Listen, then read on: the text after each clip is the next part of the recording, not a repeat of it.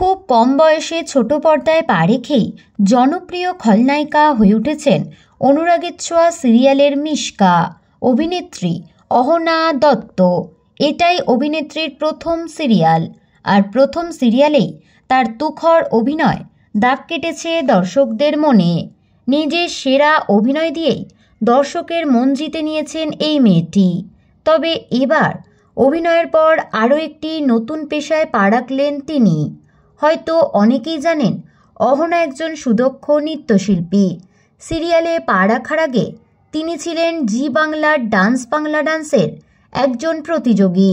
ওই মঞ্চ থেকেই পেয়েছেন অভিনয়ের সুযোগ। তবে সিরিয়ালের রাত দিন ব্যস্ততার কারণে সেভাবে নাচ নিয়ে কিছু করে ওঠা হয়নি তার।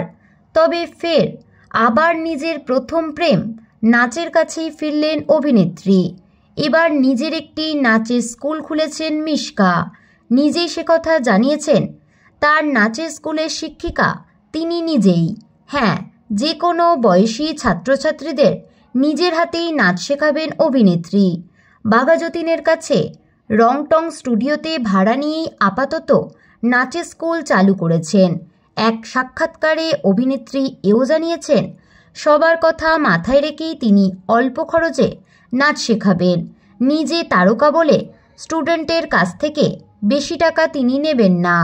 তো বন্ধুরা, বিনোদন জগতের এরকমই নতুন আপডেট পেতে আমাদের চ্যানেল টলিটনকে সাবস্ক্রাইব করে পাশে থাকা বেল আইকনে ক্লিক করতে ভুলবেন না।